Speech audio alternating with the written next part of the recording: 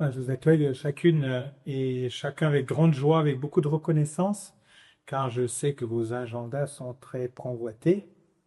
Merci de nous faire l'honneur de votre présence et surtout la grâce de nous partager ce qui vous habite en fonction de votre regard et de votre expérience propre sur ce thème important et pluridimensionnel de la croissance. Je remercie de tout cœur Azilis Lecor d'avoir accepté d'animer cette table ronde. Azilis, vous êtes diplômé de philosophie, vous avez été journaliste au Figaro. Aujourd'hui, vous êtes rédactrice en chef des pages Idées Débat du JDD, du Journal du Dimanche. Vous êtes aussi essayiste. Vous avez publié un livre chez Albin Michel qui rejoint sous l'angle le plus fondamental votre réflexion de ce jour sur la croissance. Votre livre s'intitule L'enfant et l'avenir de l'homme, la réponse d'une mère au mouvement No Kids. Vous êtes donc particulièrement légitime à être partie prenante de cette table ronde. Je vous cède la parole afin que vous puissiez présenter vous-même nos invités. Merci, donc Pascal André, pour cette gentille présentation. À mon tour, je vais présenter nos chers invités qui nous font en effet l'honneur de leur présence. Merci à vous d'être là. Merci à tous dans la salle également pour votre présence. On ne vous présente plus, Monsieur Jean-Dominique Sénard, mais je vais tout de même le faire succinctement. Vous avez d'ores et déjà marqué le monde industriel français en dirigeant Michelin, puis en présidant aujourd'hui le groupe Renault. Vous portez une vision engagée d'un capitalisme responsable qui concilie performance économique, impact social et environnemental. Nous en discuterons autour de cette table ronde. Monsieur Antoine Denoy, en tant que directeur général de AXA Climate, au sein du groupe AXA, vous êtes au cœur des enjeux d'adaptation au changement climatique. Là aussi, nous avons vu que c'est un enjeu essentiel. Votre action vise à accompagner entreprises et territoires face aux risques croissants en développant des solutions concrètes qui mêlent assurance, conseil et formation. Madame Pascaline Peugeot de Drozy, merci de votre présence. Votre parcours est à la croisée de plusieurs dimensions, l'engagement médical, l'innovation, la gouvernance. Médecin des hôpitaux de Paris à l'hôpital Necker Enfants Malades, vous avez porté des projets pionniers à fort enjeu humain, notamment en créant et en dirigeant la première équipe de soins palliatifs pédiatriques. Vous avez ensuite entrepris en fondant une TPE qui allie humain et digital au service du maintien à domicile des personnes vulnérables. Et aujourd'hui, vous contribuez aux grandes orientations stratégiques en tant qu'administratrice indépendante du groupe Bouygues, présidente du comité gouvernance, sélection et rémunération et administratrice de la Fondation pour la recherche sur le cancer, dont Jean-Rémy Lanavert, je le rappelle, vous êtes près de la communauté Saint-Martin. Je ne refais pas votre CV élogieux, mais vous êtes aussi docteur en philosophie, ce qui pourra grandement éclairer la discussion que nous allons désormais avoir. Alors pour lancer cette table ronde, j'aimerais d'abord faire un tour de table et vous entendre chacun sur la question suivante. Est-ce que la croissance, aujourd'hui, est toujours une nécessité ? Alors, on va parler de croissance à un moment où la croissance ralentit. Certains disent qu'elle s'arrête. Je ne préconise pas du tout la décroissance dans sa version économique ou financière telle qu'elle a été décrite. Mais pour moi, la croissance, à la fois, elle est responsable de tous les maux, mais j'ai une conception de la croissance qui intègre d'autres paramètres que les paramètres financiers, à savoir les paramètres sociaux, sociétaux, environnementaux et humains, c'est-à-dire une approche globale de la croissance.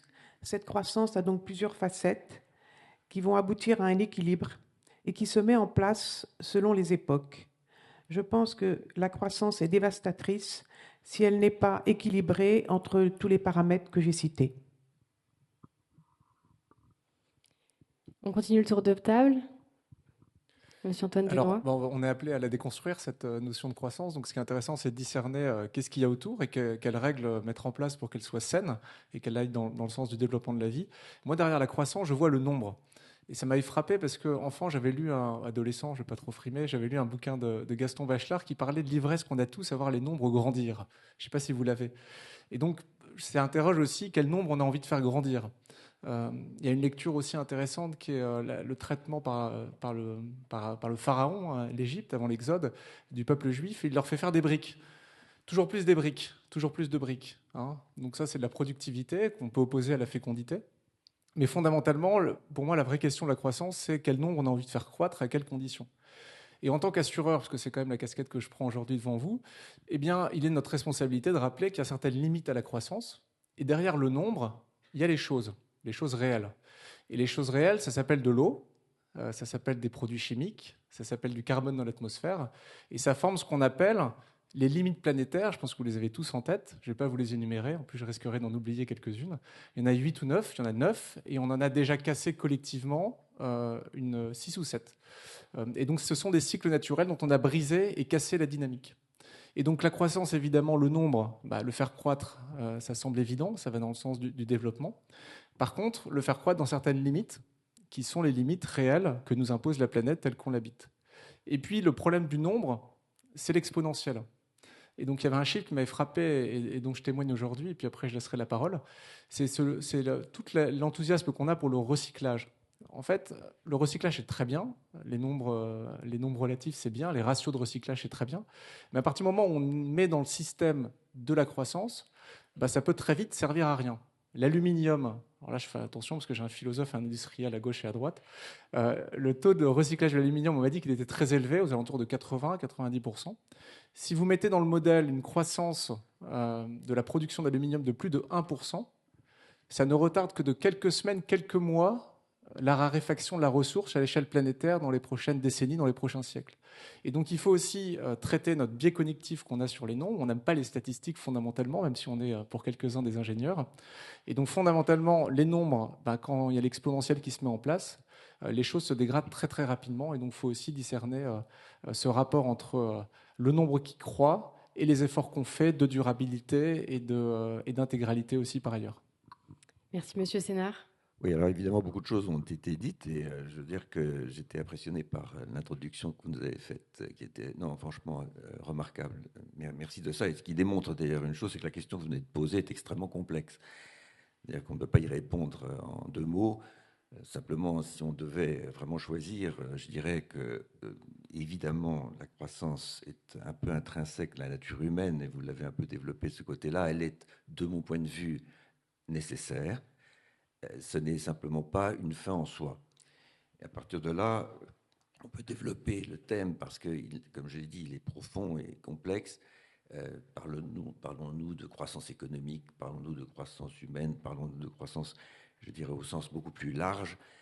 Dans mon esprit, d'ailleurs, plus on pense au sujet, plus je pense que le mot prospérité, d'ailleurs, serait peut-être presque plus adéquat, parce qu'il est un concept qui englobe plus de choses que le simple thème de la croissance qui peut être réducteur.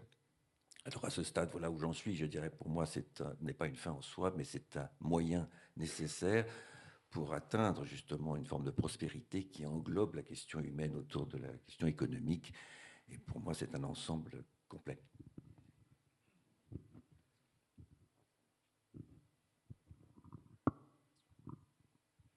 Merci beaucoup. Moi, 2 choses qui me viennent en réponse à la question.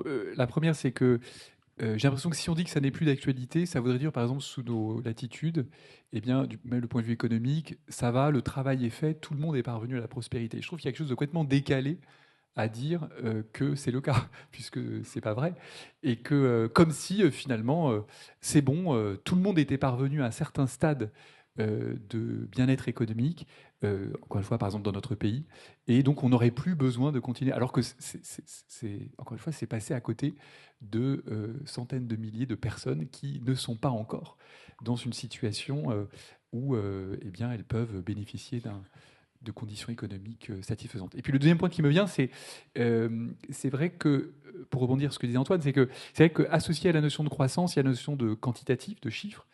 Mais ce qui est intéressant, je trouve, c'est que la notion de croissance ne renvoie pas d'abord à l'augmentation, au fait de grossir, mais au fait de grandir. C'est-à-dire que, pour moi, la croissance, c'est un organisme c'est ce que nous avons connu quand nous étions enfants, puis adolescents, et puis à un moment, on atteint un stade de développement qui fait qu'on ne continue plus à grandir.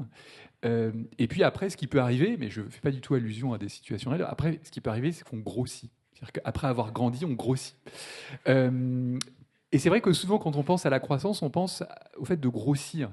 Mais en fait, si la croissance au sens strict, c'est plutôt le fait de grandir. Et de ce point de vue-là, je trouve que c'est ô combien d'actualité. Je trouve qu'on a encore beaucoup à grandir dans beaucoup de domaines. Voilà.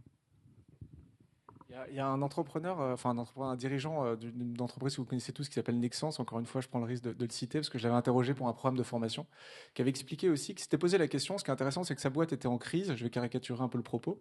Et il s'est posé la question fondamentalement, en tant que dirigeant, de la croissance, de quel nombre compte finalement par rapport à mes collaborateurs, à mon activité économique. Et en fait, il nous racontait qu'il avait tué énormément de faux indicateurs, notamment un indicateur de croissance du nombre de clients que lui demandaient les marchés financiers, qui étaient des indicateurs de chiffre d'affaires, de nombre de clients, qui correspondaient peut-être au fait de grossir. Et il est revenu, il nous a expliqué que ça avait été fondamental dans sa capacité à diriger et à refaire pivoter l'entreprise sur ce qui comptait vraiment, et le nombre qui comptait vraiment, c'était la marge. Et donc, du jour au lendemain, nous a-t-il expliqué, il en a fait un livre, je crois, il a réduit son nombre de clients drastiquement, divisé par 10, il s'est concentré sur de la qualité, et il a rétabli la marge en gardant ses collaborateurs. Et ça me fait penser beaucoup aux agriculteurs qui sont dans une situation compliquée en ce moment, sur lesquels on travaille beaucoup. On les pousse à grandir au nom de cette loi des rendements qui fait que plus on fait de chiffre d'affaires, plus on fait de rendement, mieux on va se porter. Et la réalité de beaucoup de transitions agroécologiques, c'est que les agriculteurs qui changent leur méthode, il y a évidemment des premières années difficiles, qui vont vers le bio, le régénératif, la conservation du sol, en fait, ils ont un impact positif sur leur marge. C'est-à-dire qu'ils arrivent d'une situation où ils devaient gagner toujours plus d'argent, toujours plus de rendement, chiffre d'affaires, à une situation où, en termes de marge positive sur leur compte d'exploitation en fin de saison, ils s'y retrouvent davantage.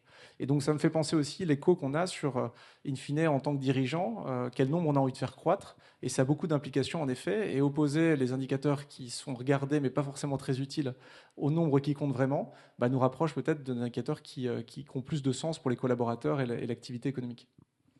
Madame Pascaline Peugeot de Drosy, est-ce que ce sont nos indicateurs, comme le souligne Monsieur Denoy, qui nous empêchent de penser correctement à la fois la croissance et donc, in fine, le bien commun?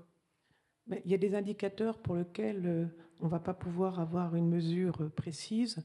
Alors, je fais appel à mon expérience comme responsable de l'équipe de soins palliatifs pédiatriques de l'hôpital des enfants malades, où finalement, ce qui m'a frappé envers et contre tout, c'est la croissance spirituelle des patients que j'accompagnais. Et cette croissance spirituelle, je la voyais au niveau des patients qui m'entraînaient ou qui nous entraînaient au sein de l'équipe dans cette croissance spirituelle. Et finalement, on voyait les patients, alors je ne sais pas s'ils grossissaient, mais en tout cas, ils grandissaient. Et surtout, c'était pour nous un cadeau de les accompagner dans cette croissance spirituelle. Mais on voit bien que cette croissance spirituelle, et je pense toujours, sans choquer personne dans la salle, que spirituel ne veut pas forcément dire religieux, que j'étais dans un hôpital public, donc laïque, mais cette croissance spirituelle, à elle toute seule, elle ne suffisait pas à maintenir en vie toutes les équipes de soins palliatifs. J'ai participé initialement à la première loi sur la fin de vie, qui à mon avis me paraît tout à fait suffisante, et on voit bien qu'il manquait une dimension économique. Ça m'avait beaucoup frappé. Un certain nombre de personnes, beaucoup dans la salle, sont qualifiées de, excusez-moi du terme, aidants. Alors j'ai transformé ce mot aidant, où il y en a 9 millions à l'heure actuelle, on pense qu'il y en aura 16 millions en 2035. Je l'ai transformé en mots aimants, parce que je pense que les gens que nous accompagnons, nous sommes aimantés à eux et nous les aimons. Et que si on veut faire une croissance acceptable pour tous, partagée pour tous, acceptée pour tous et prenant toutes les dimensions de l'accompagnement en fin de vie, il faut intégrer une dimension économique, il faut intégrer une dimension humaine, sociale, sociétale, et je pense que c'est ce projet auquel je m'attache pour essayer de favoriser le maintien à domicile des personnes vulnérables. C'est l'entreprise que j'avais créée, donc l'innovation alliant le digital et l'humain. Donc il va falloir accepter que cet accompagnement, que ce savoir-faire, qui n'est pas pricé sur le plan comptable, a une valeur qui va avoir du prix. Et donc l'innovation technologique va beaucoup nous aider à essayer d'avoir une valeur acceptable pour tout le monde, tout en ayant une croissance des équipes de soins palliatifs, plutôt que d'avoir une loi sur la fin de vie qui, à mon sens, et je n'engage que moi, est une vision purement économique de notre pays. Merci, nous reviendrons à ce sujet juste après. Monsieur Sénard. Peut-être une petite réaction par rapport à ce qui a été dit là. C'est là qu'on voit la complexité du débat. Je ne suis pas absolument certain que j'ai envie de réduire drastiquement le nombre de clients du groupe Renault. Mais bon, Voilà. C'est ce que j'allais vous demander. Enfin, non, mais je pense, j'ai bien compris, bien compris. Enfin bon, je ne vais pas vous contredire sur le fait que l'idée de, je dirais, privilégier la valeur au volume est un sujet majeur stratégique et que je crois avoir appliqué dans le groupe Michelin et que Renault, depuis quelques années, a enfin compris qu'il faut, voilà. Mais en fait, sur le fond, vous voyez, le paradoxe, c'est tout de même, on n'est quand même pas mécontent quand notre part de marché augmente. Voilà. Bon, enfin bref. Tout ça pour dire que quand on parle des indicateurs, vous avez évoqué la question du PIB. Là, je crois qu'on se rejoint tous sur le fait que le PIB est un indicateur qui est à la fois utile, bon, globalement, même si je vous assure que la compréhension de la notion de PIB n'est pas générale, n'est-ce pas? Parce que je dis souvent à mes pairs ou à d'autres que d'aller dans la rue et puis prendre la première personne qui vient et puis lui demander ce qu'est le PIB, je ne suis pas absolument certain qu'on ait une réponse précise. Voilà. Et donc, quand on colle tout à la mesure du PIB, on finit par être incompris. Et là, c'est extrêmement dangereux parce que, du coup, on est critiqué, et probablement à juste titre. Voilà. Et donc, tous ces indicateurs sont ce qu'ils sont. Je crois que Robert Kennedy avait dit dans un discours qui est resté célèbre que le PIB était utile pour la mesure, j'allais dire presque monétaire, mais qu'il n'indiquait à aucun moment si la vie valait d'être vécue. Donc c'est une autre manière de dire les choses. Il ne faut surtout pas s'accrocher définitivement à ce concept. Il faut arriver, comme je le disais tout à l'heure, à le compléter, parce que sinon il est incompréhensible et on finit par dire n'importe quoi autour de ce genre de concept. Alors comment est-ce qu'on fait quand on est président d'un si grand groupe que celui que vous présidez pour changer de paradigme et pour ne pas faire de la croissance l'objectif central?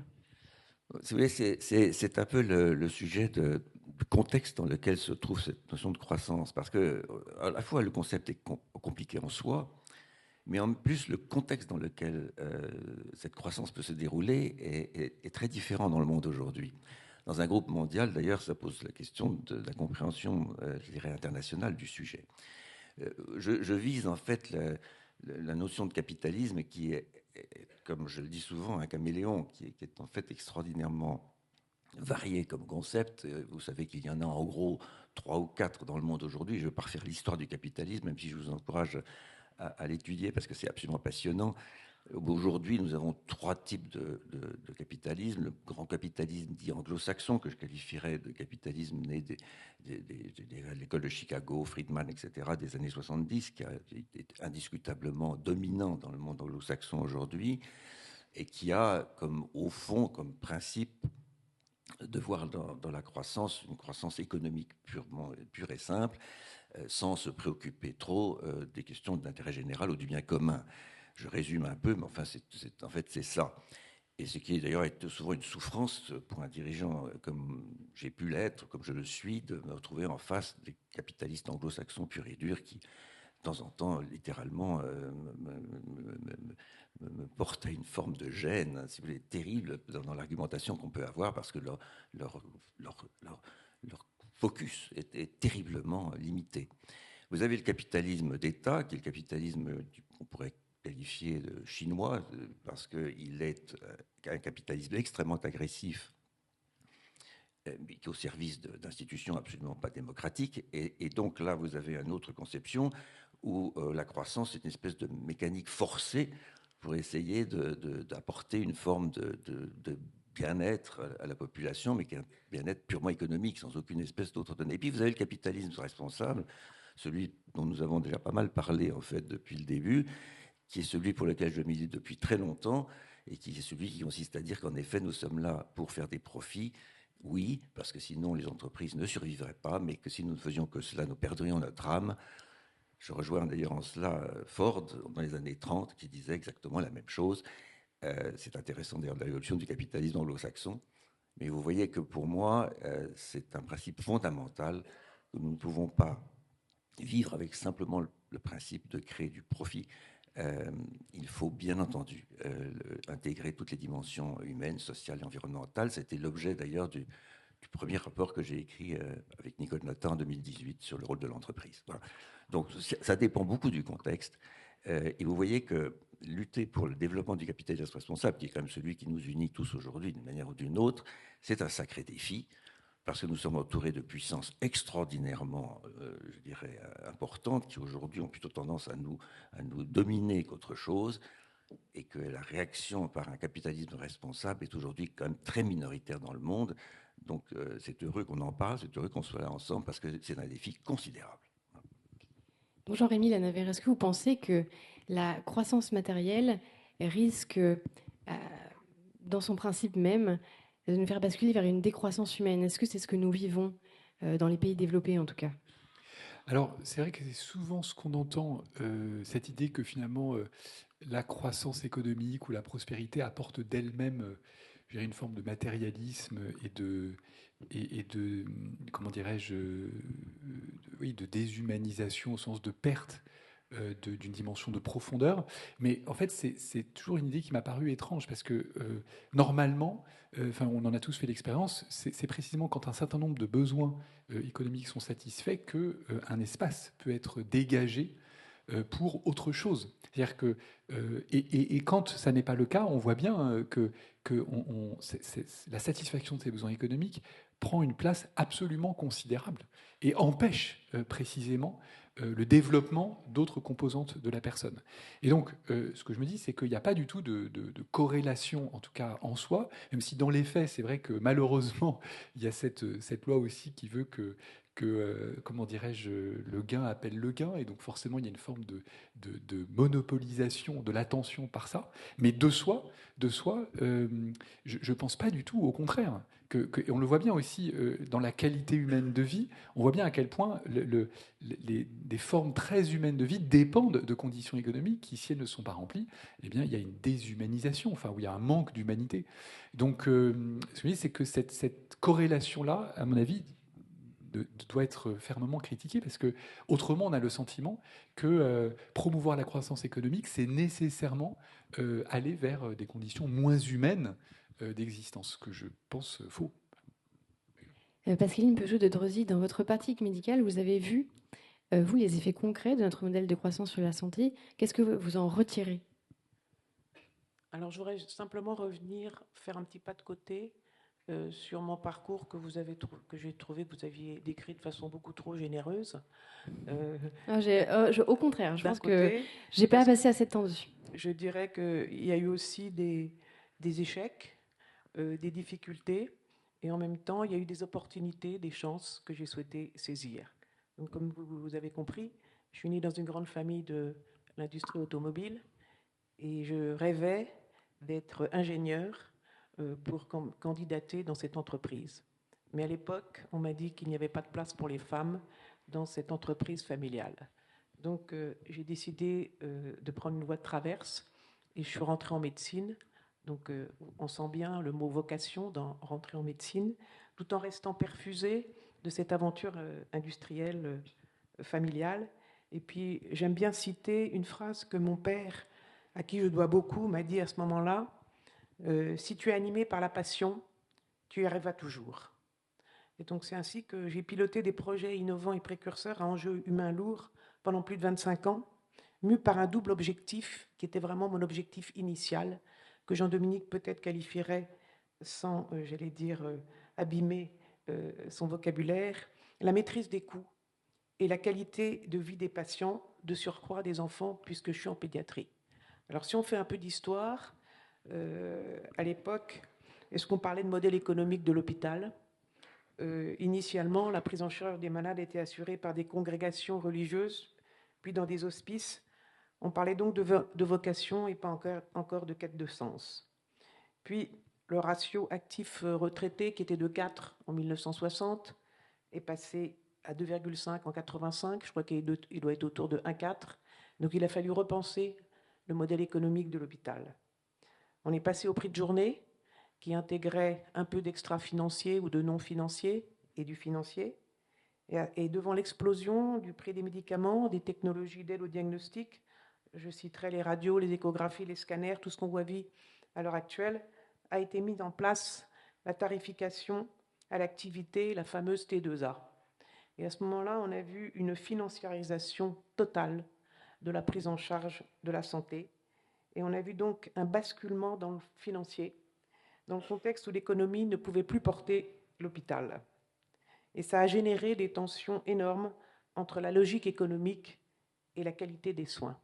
Donc on voit bien que moi j'ai plutôt commencé par une conception extra-financière qui est devenue uniquement financière, et on voit bien combien ça ne fonctionne pas. C'est pour ça que j'ai toujours eu à cœur de chercher une troisième voie, et je pense qu'aujourd'hui on s'oriente progressivement. Alors est-ce qu'on parle de capitalisme responsable dans l'hôpital? Je parlerai de financement hybride, avec une diminution progressive de cette fameuse tarification à l'activité, un financement spécifique pour les missions d'intérêt général, des tarifs régionaux qui tiennent compte du vieillissement de la population. Alors j'ai parlé de l'équipe, de mon expérience dans les soins palliatifs. J'ai travaillé aussi pour le SAMU de Paris ou d'autres services de secours, en particulier en montagne. Et on s'aperçoit que tout était gratuit et que ça ne fonctionne pas, c'est pas pérenne. Et ça crée des dissensions entre les équipes, au niveau des personnes qui sont prises en charge.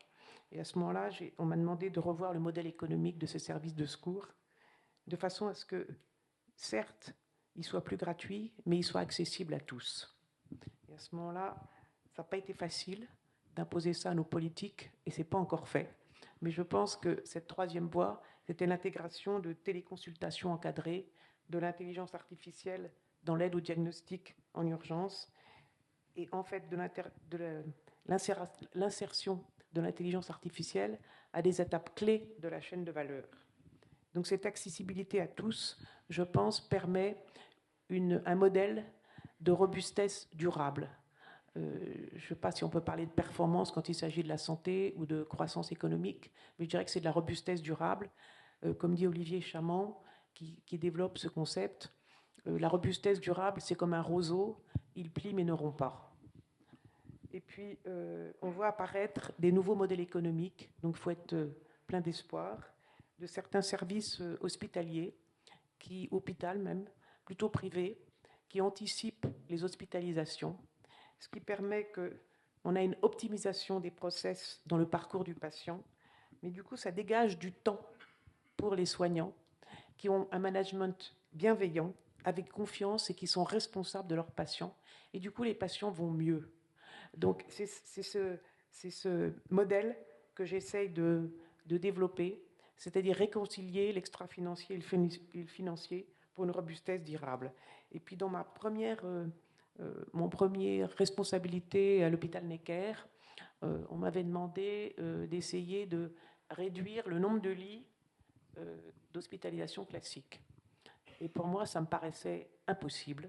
Et à ce moment-là, j'ai développé ce qu'on appelle la médecine ambulatoire, donc l'hospitalisation de jour, qui a permis de réduire les coûts de la masse salariale de nuit, de la masse salariale de week-end, et de la redéployer au chevet du patient ou bien dans les services d'urgence. Donc j'ai toujours eu à cœur de développer, et je pense que cette chance, c'est parce que j'étais née dans cette grande aventure industrielle et que je faisais un parcours différent. Après, comme vous le savez, j'ai créé cette petite entreprise de maintien à domicile en alliant digital et humain, en sachant qu'on ne pourrait pas financer, j'allais dire, tous les besoins humains qui étaient nécessaires pour les patients qui étaient à domicile, et que les nouvelles technologies, sans mettre de la robotique envers et contre tout au domicile, pourraient permettre de dégager finalement des résultats. Et maintenant que je suis dans le groupe Bouygues, où je préside le comité sélection rémunération, je regarde beaucoup l'aspect extra-financier des rémunérations, des critères extra-financiers qui pèsent 40% dans la rémunération des dirigeants chez Bouygues, avec des critères qu'on voit évoluer. Par exemple, pour la santé, initialement, c'était le nombre d'accidents mortels, c'était quantifiable. Après, le nombre d'accidents de travail. Et maintenant, on réfléchit à la santé des salariés au travail quand il y a la sécheresse, quand il y a des cyclones, quand il y a des inondations. On travaille aussi beaucoup sur la mixité, mais j'aime pas le concept binaire d'un certain nombre de mots. en sachant que la mixité, dans certains métiers, elle n'est pas trop difficile à mettre en place. Dans d'autres, et je vois bien, compte tenu de la diversité du groupe Bouygues, c'est plus compliqué. Donc je pense que la croissance, c'est vraiment un équilibre entre tous ces paramètres humains, sociaux, sociétaux, environnementaux, économiques. Mais je crois que c'est un équilibre à trouver, et cet équilibre, il va se moduler selon l'époque qu'on traverse ou les moments que l'entreprise traverse. Cette recherche de la troisième voie, c'est peut-être le destin français. On le cherche dans le monde économique, mais aussi politique. Est-ce qu'Antoine Denoy, je vois que vous vouliez rebondir à cette question? Oui, parce Est-ce que ça vous parle, le terme de troisième voie? Alors évidemment, et puis c'est marrant parce qu'il y a une vraie synchronicité, j'allais en parler, parce que bon, c'est dur de passer après vous, et évidemment, et tout ce que vous nous avez dit de merveilleux, mais il nous avez donné un conseil de lecture, je ne sais pas si vous avez été attentif, Olivier Amand. Donc il y a un super bouquin qui s'appelle La troisième voie du vivant, et Olivier Amand est un biologiste qui a conceptualisé la notion de robustesse. Et elle est intéressante à penser aujourd'hui. Une façon de penser la croissance sans être trop perdu sur du concept et sur cette complexité, c'est de se dire on peut s'inspirer du vivant. Quand on regarde une forêt, c'est quoi la croissance intégrale d'une forêt? Elle est intéressante à regarder. Et donc ce que fait Olivier Allemand, c'est qu'il essaie de regarder les lois du vivant pour s'en inspirer dans nos modèles économiques. Je vais vous en donner une, et après un exemple business. Une loi du vivant dont on n'a pas l'habitude dans nos entreprises, c'est la sous-optimalité. Je ne sais pas si vous connaissez le taux de rendement de la photosynthèse dans une forêt, la capacité du végétal à prendre la lumière pour en faire de la matière végétale, aux alentours de 2%. Imaginez qu'Elon Musk ait mis la main sur ce protocole. Vous imaginez bien, fort de ce capitalisme anglo-saxon qui est derrière lui, qu'il aurait petit à petit augmenté ce taux de rendement jusqu'à 30-40%. Et la nature ne le fait pas. Alors pourquoi la nature ne le fait pas? Étonnant. On a l'habitude dans notre éducation sur les sélections naturelles darwiniennes de penser que la nature est efficace. Or, la nature, quelquefois, n'est pas efficace pour de bonnes raisons, au moins deux. La première, c'est qu'il y a des catastrophes dans la vie. Il y a des échecs, il y a des cyclones, il y a des sécheresses. Et donc, une plante a besoin, quand il fait nuit, quand il y a des hivers qui sont obscurs, moins lumineux que l'été, eh bien, d'avoir une soupape de sécurité. C'est comme on est en capacité, la température de notre corps peut monter plus haut que 37 degrés, mais on a besoin d'un matelas. C'est ce qu'on appelle la sous-optimalité. Et puis il y a une autre raison qui est fondamentale et qui est dans tout ce que les gens autour de moi ont dit aujourd'hui, c'est que la nature, la plante, qu'est-ce qu'elle nous dit? Elle nous dit, mais arrêtez de me mettre dans la case de la photosynthèse. Je ne suis pas juste là pour produire du végétal. Je suis là pour aider tous mes voisins dans la forêt. Je suis là pour produire de la matière pour l'arbre, pour nourrir les champignons. Et donc c'est cette idée qu'on ne réduit pas un individu à une fonction qui serait la photosynthèse. Et la conséquence, pour moi, fondamentale sur la partie business, c'est un exemple parmi d'autres. Je ne parle plus d'automobile parce que j'ai fait l'erreur de dire des grosses inepties sur le nombre de clients, donc je vais me tourner vers le fromage. A priori, je ne serai pas jugé. Notamment Bell. Bell est une entreprise qui fait plein de choses formidables et puis qui a plein d'échecs comme toutes les autres entreprises. Mais simplement, ils ont réalisé quelque chose d'intéressant, je trouve, c'est de changer la façon dont ils achetaient. Quand on achète du lait, je vais caricaturer aussi le propos, on va voir un producteur de lait, on négocie, tu veux 10 euros, moi j'aimerais l'acheter à 8, on se termine à 9,05 € et on renégocie de façon transactionnelle le prix du lait tous les mois. Le management de Bell s'est dit, en France, pour le lait, on a un problème tout sauf d'optimisation, mais de survie de la filière du lait. En fait, simplement, en France, il faut le savoir, on risque de ne plus avoir de lait. La production de lait peut s'éteindre. Et donc, ils ont, d'une certaine façon, réenchanté, réinventé le métier d'achat en se disant, on va fixer le prix du lait à 4-5 ans en fonction des coûts de production. Et on va, une fonction, les gens qui vont faire ce métier d'achat chez Bell, ça va plus être de négocier à jeu à somme nulle le prix du lait, mais quelles sont les conditions indirectes à créer pour que le producteur de lait soit toujours là dans 10-15 ans. Bonne nouvelle, c'est qu'on vous avez des gens qui bossent aux achats qui sont souvent, on peut faire l'hypothèse, plus épanouis quand ils reviennent après pour raconter leur journée de travail, plus intéressant d'essayer de développer l'autre. Et ça illustre fondamentalement l'impact de la robustesse. C'est-à-dire que Bell a été capable de dire « je donne du prix à la résilience à moyen terme ». Ça, c'est pas facile de donner une valeur à la résilience. Et donc, une des lois du vivant fondamentales pour moi sur la croissance, c'est bien de croître, mais qu'en est-il de la croissance du voisin, que ce soit une plante, un champignon ou un arbre? Jean-Dominique Sénard, vous vouliez réagir? Non, parce que pour le coup, sur la photosynthèse, franchement, j'ai aucun problème par ça, ce que vous avez dit. Moi, peut-être j'aurais voulu réagir sur un des sujets dont vous avez parlé dans votre introduction, c'est le principe de décroissance. Je crois qu'il faut qu'on parle de l'éléphant qui est au milieu de la salle, parce que quand on a ce type d'entretien, on voit bien qu'il y a des sujets qui fâchent ou d'autres qui peuvent fâcher. Et je crois qu'il faut qu'on essaye de prendre le recul nécessaire pour simplement exprimer que, comme vous l'avez fort bien dit d'ailleurs, que la décroissance n'est pas un principe en soi, mais c'est une obligation de repenser la croissance plutôt que de simplement décroître. Je le dis d'autant plus volontiers que nous allons avoir des défis devant nous à cet égard considérables, qui touchent d'ailleurs à la question du rapport humain et tout ce que nous avons dit fort bien depuis tout à l'heure. Voyez-vous, on associe souvent à la croissance les dégâts environnementaux dont on a parlé, la question des émissions de gaz à effet de serre, pour ne pas parler de la fin des ressources matérielles humaines. Et dans certains cas, il faut bien le reconnaître que dans les premières révolutions industrielles, on a vécu ça, et on ne va pas le nier. Et donc on est arrivé à des formes d'inquiétude mécanique de fin du monde, si je puis dire, par justement la fin des ressources nécessaires.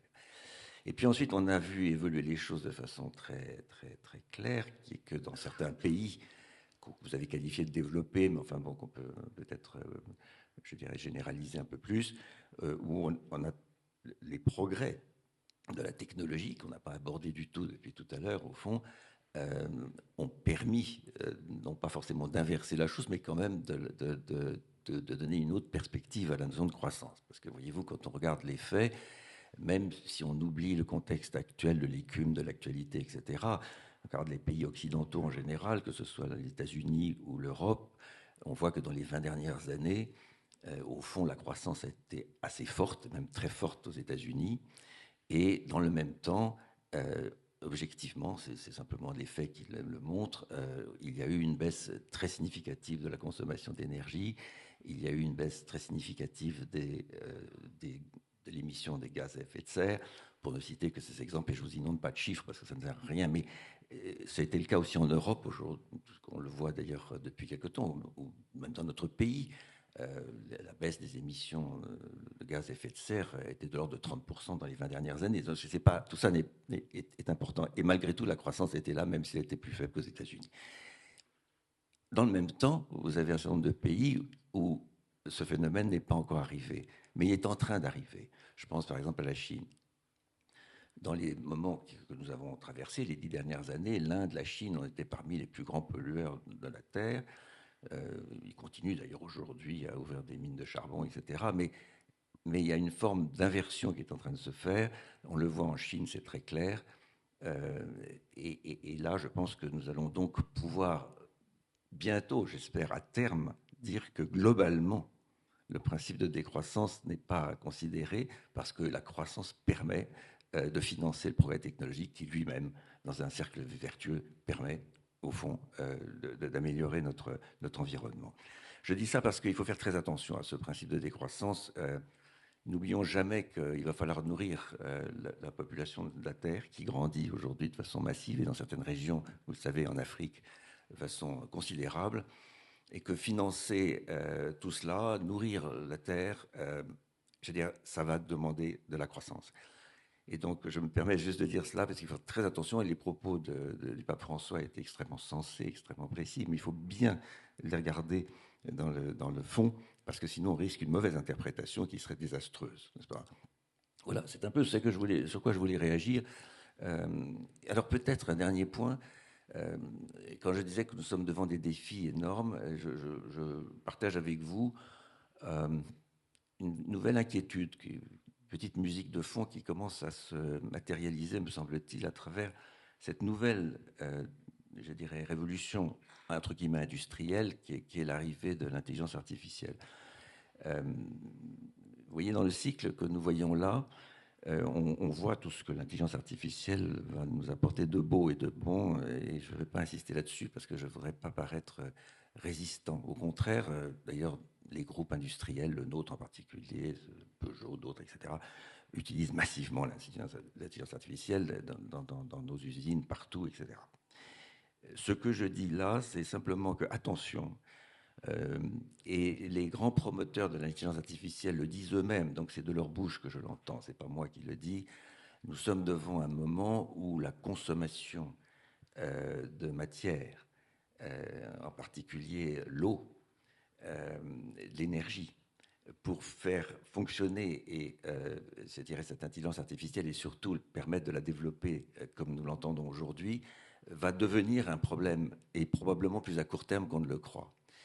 Et vous voyez que les choses ne sont jamais simples parce que cette croissance qui est attendue à travers l'utilisation de l'intelligence artificielle va poser des défis colossaux dont je préférerais que nos dirigeants politiques, mondiaux, etc., les prennent en compte très vite, parce que sinon, tout ce que j'ai dit tout à l'heure risque de se renverser. Voilà, c'est une espèce d'alerte.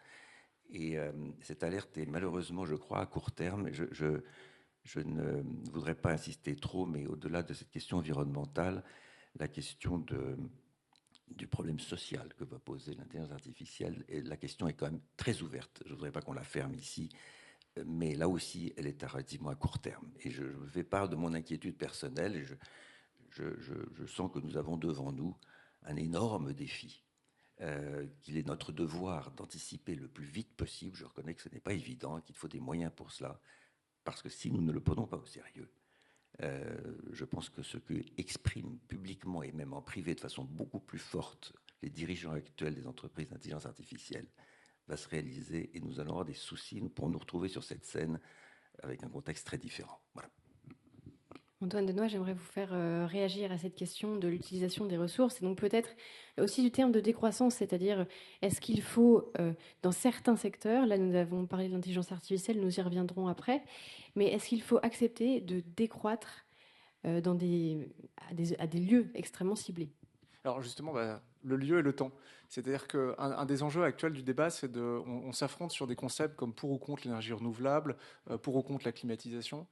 Et donc on prend des concepts, on les jette comme ça sur scène, et puis il y a des camps qui s'affrontent sur des concepts. En fait, moi, ce que je tire de la discussion aussi, c'est qu'il faut tout situer, donc dans un lieu et dans un temps. Par exemple, je connais des endroits en France, on pourra en parler, où il faut faire beaucoup d'élevage. Il faut aimer beaucoup la viande, parce que le sol est trop aride pour porter du végétal. Il y a des lieux en France où on va avoir besoin de l'énergie renouvelable, d'autres beaucoup moins. Et il y a des lieux dans le monde où on peut se permettre d'avoir des brasseurs qui vont utiliser de l'eau et la détourner des usages d'eau potable pour faire de la bière. C'est possible parce que le bassin de vie, l'hydrologie, l'histoire du territoire le permet. Et donc à cette question, en effet, moi, le conseil que j'ai pour nous, je me mets dedans, c'est à chaque fois qu'on vient avec une question pour ou contre croissance, décroissance, qu'on prenne bien soin d'interroger l'interlocuteur ou celui qui pose la question sur quel lieu et quel temps. Est-ce qu'on se passe au Brésil, par exemple, le Brésil sur l'eau, ça va être terrible parce que le Brésil a beaucoup d'enjeux, mais si on parle du Brésil, le Brésil, c'est à peu près, je ne compte pas, 50% de la ressource de café. Je pense que vous avez pris peut-être pour rester éveillé pendant notre débat ce matin. En tout cas, on a tous besoin de café. C'est 50% des ressources de café, et c'est des enjeux d'eau massifs. C'est-à-dire qu'avec la perte d'humidité liée à l'Amazonie et l'extension des surfaces pour les grandes céréales, le Brésil va avoir des problématiques d'irrigation très très fortes, très contraignantes. Donc oui, en effet, sur l'eau, il faut faire attention. Quand vous êtes catalan et que vous êtes dans les Pyrénées-Orientales, pour ceux qui connaissent ce magnifique département, l'eau, c'est déjà une réalité. Il y a des maires qui sont obligés de fermer leur village. Les arrêtés sécheresse ont des impacts sur les agriculteurs et sur les hôteliers. Je vous donnerai juste une anecdote pour montrer qu'il faut quand même la jouer ensemble, comme les arbres d'une même forêt. Il y a des dynamiques de conflit sur l'eau. Par exemple, aux Pyrénées-Orientales, les hôteliers ont tendance à s'affronter aux arboriculteurs. Et les hôteliers de nous dire, et de me dire, moi en tant qu'assureur, Antoine, j'ai pas de problème d'eau. L'hôtellerie et le tourisme aux Pyrénées-Orientales, c'est 3% des prélèvements d'eau du département. Passé, assureur, il n'y a rien à voir en termes de risque. Oui, mais si le voisin, l'arboriculteur, a un problème de rendement agricole, 70% de l'eau potable, c'est l'agriculture. S'il a un problème de rendement agricole, si ses rendements baissent, son revenu va baisser. Il ne sera pas content, il va bloquer des routes. Le journaliste de TF1 ou du JDD viendra descendre faire un reportage et il y aura moins de tourisme l'année d'après. Ça s'appelle l'interdépendance. Et donc quand on reterritorialise la question de l'eau, on arrive à faire naître des interdépendances et donc de la solidarité. Et en l'occurrence, j'en suis très fier, parce qu'en fait, on a réussi à mettre autour de la table les hôteliers et les arboriculteurs, les hôteliers finançant une étude sur les modèles techniques agronomiques à mettre en place pour soutenir en termes d'irrigation leurs voisins arboriculteurs. Donc oui, l'eau, évidemment, c'est un vrai sujet, mais prenons-le en le situant. Je peux rebondir Bien également sur l'intelligence artificielle. Je partage tout à fait le point de vue que c'est un concept et une innovation à manier avec beaucoup de prudence, parce qu'il y a du bon, mais il y a aussi du très mauvais sur le plan social. Et donc, je traite deux, trois exemples.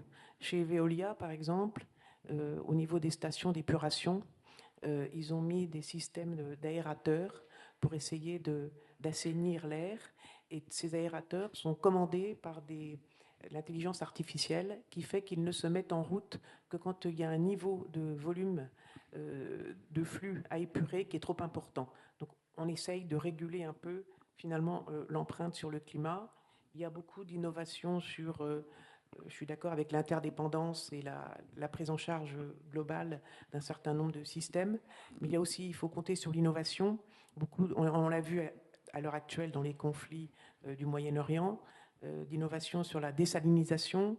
Il y a aussi un concept que j'avais vu en Antarctique qui paraissait un peu fou à l'époque, qui était de transporter des icebergs d'eau douce dans des régions où il manquait d'eau. Et puis, moi, je pense que l'intelligence artificielle doit être mise en place après des études d'impact. Alors là, je reviens à ma casquette médicale. Je pense qu'il faut faire des études avec ce qu'on appelle un cas témoin et un cas traitement. Donc le cas témoin, ça sera la modélisation sans l'intelligence artificielle, et le cas traitement, c'est avec l'intelligence artificielle, et voir les projections que ça va faire avant de se lancer à toute allure dans un certain nombre de décisions au niveau de nos entreprises. Malheureusement, je ne peux pas m'empêcher d'en parler, mais on a quand même malheureusement, a posteriori, le cas témoin de générations d'enfants et d'adolescents qu'on a mis devant des écrans. Ça fait 10 ans qu'on laisse rentrer les écrans dans les écoles en se disant c'est bien, c'est moderne. Et on est en train de payer le prix de cette capacité à se lancer sans trop réfléchir. Donc pour moi, il faut qu'on apprenne beaucoup de l'étape digitale qui a précédé l'IA, je trouve, sur le sujet. Je ne sais pas ce que vous en pensez. Je crois que dans le cas des réseaux sociaux ou de toutes les tablettes qu'on a données à nos enfants, si je peux me permettre ou si je me trompe peut-être, il n'y a pas eu d'études. Voilà, il faut vraiment s'inspirer de ce qu'on fait quand on lance des médicaments, j'allais dire, sur le marché. C'est faire vraiment une étude. Alors je suis désolée, ça s'appelle témoin traitement, bon, avant de se lancer pour effectivement ne pas arriver à des drames de ce niveau-là. C'est peut-être une difficulté que nous avons par ailleurs en France, un pays qui, nous le savons, est très centralisé, où on a du mal à faire des expérimentations et ne pas passer par une loi générale qui s'applique à tous. Est-ce que là aussi, vous pensez que pour retrouver du commun, il faut peut-être en passer par des expérimentations dans des lieux, pour reprendre l'expression employée, précis, et voir ce qui peut s'adapter au territoire et aux enjeux locaux? Alors, si je prends le point, oui, bien sûr, et c'est ce que Pascaline a évoqué sur la question du travail d'impact, d'analyse d'impact, est juste fondamental. Sauf qu'on l'a tellement oublié dans nos sociétés modernes qu'on se retrouve, après avoir pris des décisions, devant des conséquences qui sont parfois pas gérables. Alors, on ne va pas rentrer dans tous les exemples que l'on a, mais ça devrait devenir presque un principe constitutionnel dans nos pays, en France en particulier, d'imposer une analyse d'impact avant une décision politique. Aujourd'hui, ce n'est que partiel. Et franchement, en généralisant cela au niveau de l'Europe, on a, dans notre industrie comme dans d'autres, eu des terribles surprises à cause de l'absence de cette analyse d'impact. Donc je ne vais pas vous contredire là-dessus, au contraire, je suis un fervent partisan de cela. C'est un problème de responsabilisation effectivement majeur. Et évidemment, l'analyse d'impact passe par des analyses locales et surtout des expériences pilotes. Comme responsable d'entreprise, je considère que rien ne peut être fait si on n'a pas commencé par faire une analyse sur des pilotes avant de l'élargir. Voilà, ça c'est de façon un peu générale les choses, mais ça touche un peu de loin notre sujet sur la croissance et la décroissance, mais en particulier. Mais c'est vrai, sur le fond, il n'y a aucun doute. Donc Jean-Rémy, est-ce que cette crise finalement économique et sociale qu'on semble soulever avec les enjeux qui sont ceux de demain ne révèle pas une crise plus profonde qui est une crise anthropologique? Alors oui, mais là c'est vaste. C'est vaste, c'est vaste. Parce que vous êtes philosophe, je me permets une question ouverte. Euh, non, c'est sûr. Alors, oui, là, qui est à plusieurs dimensions. Euh, Excellent. non, ce qui me vient peut-être d'abord, qui est très lié à ce qu'on a dit là sur l'étude d'impact, c'est sûr qu'il y a un moment où tout est une affaire des modélisations qu'on se donne et des indicateurs et donc de la représentation qu'on se donne de la réalité. Et c'est sûr qu'à partir du moment où on décide de n'avoir affaire qu'à des modélisations ou des représentations, c'est sûr que derrière, il y a une vision de l'homme. C'est-à-dire que est-ce que l'homme est une personne en situation avec, je dirais, ses coordonnées spatiales et temporelles, ou alors est-ce que ce sont encore une fois, des paradigmes ou des modèles. Est-ce que ce sont des chiffres simplement ou est-ce que ce sont des personnes? Et là, c'est sûr que le principe personnaliste joue énormément. Alors, c'est directement lié avec la croissance, parce que si jamais on a à l'esprit que tout ce tout ce qu'on peut maximiser quant à l'échelle est vrai, alors là, forcément, on perd de vue le niveau strictement personnel. C'est-à-dire que si ce qui est bon, c'est ce qui est c'est ce qui peut passer à l'échelle du dessus, et si tout ce qui est gros est beau, alors effectivement, là, c'est un problème anthropologique. C'est-à-dire qu'à la fin, est-ce que les hommes sont des personnes ou pas? Et on voit très bien que dans pas mal de situations, le fait de raisonner en masse ou simplement en paquet fait passer à côté du fait que ceux à qui toutes ces mesures sont destinées, ce sont avant tout des personnes, donc par définition des êtres, on dit incarnés, mais qui ne sont pas incarnés, parce que je veux dire, ils n'étaient pas désincarnés, puis ensuite ils ont pris chair. Non, ils sont de toute façon en chair et en os, quoi. Mon admiration devant la capacité d'un philosophe de faire un triple salto arrière pour répondre à la question, c'est absolument remarquable. Oui, je Merci. crois. Merci beaucoup de. Vous êtes le premier à reconnaître mes talents de gymnaste. Là, je dois dire que je trouve que souvent ils sont assez, ils passent inaperçus. Vous nous avez bluffé. Donc c'est remarquable. Et sur le fond, d'ailleurs, je n'en dirai pas plus que cela sur mon propos de l'intelligence artificielle, qu'il faut surtout pas voir comme une forme de déclinisme, au contraire, juste un certain de prudence et de vigilance. Il y a un sujet anthropologique évident, puisqu'on touche à l'intelligence précisément, et donc c'est quand même en principe ce qui caractérise la personne et l'homme avec un grand H. Et donc, à partir du moment où on se dit qu'il y a peut-être mieux en parallèle et que cette intelligence dite artificielle ou augmentée, comme vous voulez, peut un jour dépasser nos capacités humaines, on a un vrai sujet quand même. Voilà. Et donc, je l'évoque parce que je pense que ça fait partie du domaine. Absolument, d'où la crise anthropologique que je soulevais. J'aimerais un dernier point pour qu'on puisse clôturer cette table ronde qui passait très vite, je trouve. Peut-être rendre les choses un petit peu plus concrètes pour comprendre comment est-ce qu'on peut transformer cette croissance. Quelle est pour vous peut-être une mesure phare, quelque chose qu'il faudrait porter? On sait qu'il y a une échéance présidentielle qui arrive, une échéance politique. Qu'est-ce qu'on pourrait apporter au débat public pour parler de cette croissance différemment? Le philosophe veut commencer. D'un côté, puisqu'il est question de politique, en tant que prêtre, je suis tenu à devoir de réserve. Bon. Alors laissez-nous faire. Et donc là, je pense que c'est la vocation propre de ceux qui ne sont pas tenus par ce devoir. Alors moi, je vais m'en tirer par une autre pirouette, parce qu'on a tout eu. Vous avez eu un grand numéro, vous avez des leçons industrielles, leçons philosophiques, un peu de naturalisme. On va se coller au développement personnel. Donc un petit conseil, en tout cas, pour chacun d'entre nous, au-delà de la cause politique. Alors moi, pour essayer de ne pas faire trop de bêtises, j'essaie de penser que je suis un déménageur breton, même si je suis basque. Et pourquoi je me vis comme un déménageur? Parce qu'en fait, on passe notre temps dans nos entreprises à déplacer les problèmes. Et il faut l'accepter.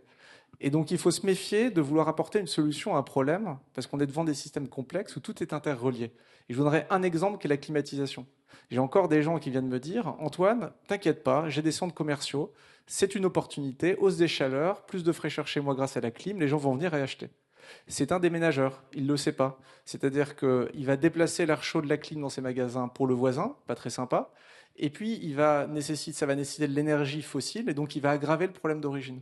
Donc, le petit conseil que j'ai, entre guillemets, et qui est facile à oublier, pas facile à faire vivre, c'est de dire, en fait, on va déménager des problèmes, on va déplacer des problèmes, on va passer du social à l'économique. Et donc, comment, pour rejoindre l'analyse d'impact, individuellement, dans notre façon de mener les entreprises ou de contribuer aux entreprises, on essaye de pas trop aller vite, en fait, pour agir, et d'y réfléchir à travers une mini-estimation d'impact individuelle et quotidienne qui est où est-ce que je suis en train de déplacer le problème autour de moi. Difficile effectivement de répondre à cette question. Moi, j'apprécie le concept de vision globale avec l'établissement de passerelles. Je crois que c'est très important entre les communautés humaines, entre l'extra-financier et le non-financier, et le financier, pardon. On n'a pas parlé, mais je ne souhaitais pas, de la santé mentale, qui touche aussi bien les juniors et les seniors. Je crois qu'on l'oublie. Et que ce problème de santé mentale, il est dû, à mon avis, au fait qu'un certain nombre de personnes se sentent abandonnées dans notre société. Et qu'il faut que chacun arrive à trouver une place dans cet écosystème de croissance. Et qu'à ce moment-là, si chacun arrive à trouver une place, on va être pour une paix sociale qui sera beaucoup plus développée et reconnaître à chacun qu'il a une compétence, qu'il a une responsabilité, qu'on lui fait confiance et que, je dirais, il a une place sur cette terre. Et à ce moment-là, on va pouvoir reconstruire une croissance entre les générations, entre les différents critères que constitue la croissance. Et ça a toujours été une sorte de leitmotiv pour moi de réconcilier tous ces paramètres de la croissance pour une robustesse durable et accessible au maximum. Donc, c'est-à-dire trouver une troisième voie. Merci, Monsieur Sénard. Peut-être évoquer avec vous un concept qui me paraît être aujourd'hui absolument fondamental et qui serait de nature, s'il était bien mis en œuvre, à résoudre toute une série de sujets dont on a parlé là, c'est celui de la responsabilisation. On a évoqué le mot de responsabilité tout à l'heure. Et je voudrais juste partager avec vous que nos sociétés modernes, notre pays en particulier, est devant un déficit majeur de responsabilisation. Cela touche pas simplement l'entreprise privée, ça touche bien entendu le secteur public, ça touche l'organisation de territoire et de l'État. Si je dis ça, c'est parce que j'ai eu le bonheur tout récemment d'écrire avec Jean-Louis Bourlange un document appuyé sur l'Institut Montaigne sur la responsabilité et le devoir d'agir. Je vous dis cela parce qu'une grande partie du bien-être de notre population réside certes dans le besoin de croître d'une manière générale, comme vous l'avez évoqué tout à l'heure, même de façon, j'allais dire, presque financière, monétaire, alimentaire. Mais une grande partie du sujet réside dans ce besoin intense qui se manifeste sous tous les pores de la peau de notre société, qui est celui de besoin d'écoute, de respect et de reconnaissance. Et que si on passe à côté de ce concept, je vous garantis qu'on se prépare des moments difficiles et qu'on pourra avoir de longs débats autour de la question de croissance. Il faut que nos concitoyens, nos contemporains se sentent reconnus. Et pour faire cela, il y a un seul moyen, c'est celui de les responsabiliser. C'est facile à dire, c'est très difficile à faire. Mais je vous dis simplement, et puis nous n'avons pas le temps de le développer ici, que c'est une étape majeure qui me paraît, de mon point de vue, comme une ambition nationale. Parce qu'à l'époque où nous cherchons justement des voies qui peuvent permettre de donner un peu d'espoir, de sortir du négativisme, de l'aspect sombre de tout ce qui nous entoure, cette voie-là, en donnant aux gens les rênes, en donnant aux gens la capacité d'agir, en les reconnaissant pour ce qu'ils font, fera que nous allons résoudre, je crois, une très très grande partie de notre discours. Mais si nous ne le faisons pas, je vous préviens, les choses peuvent mal tourner.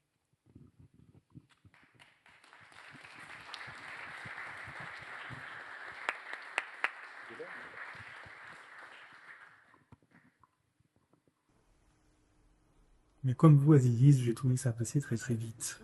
Cette table ronde, on savait bien qu'en ouvrant ce sujet, on n'allait pas le conclure dans cette table ronde, mais ça nous permet justement de continuer à réfléchir à cette thématique et à en voir beaucoup d'enjeux. Je vous remercie tous très chaleureusement de nous en partager vos réflexions, vos expériences, vos convictions, vos engagements, vos inquiétudes, aussi vos espérances sur ce thème de la croissance. Merci de nous en parler avec vérité, simplicité et hauteur de vue, ça nous a fait du bien.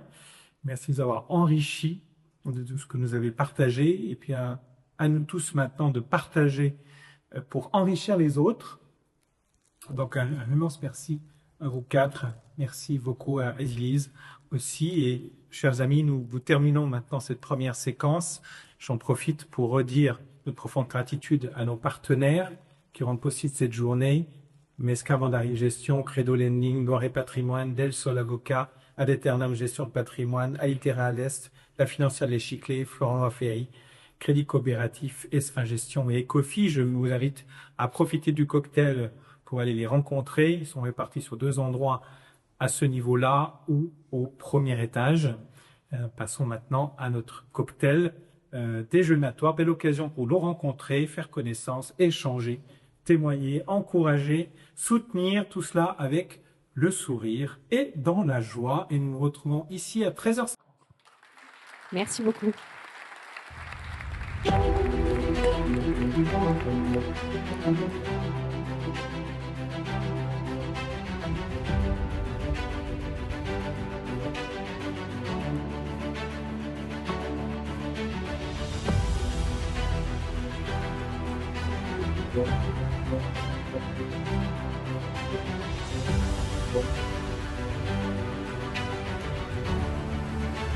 Thank you.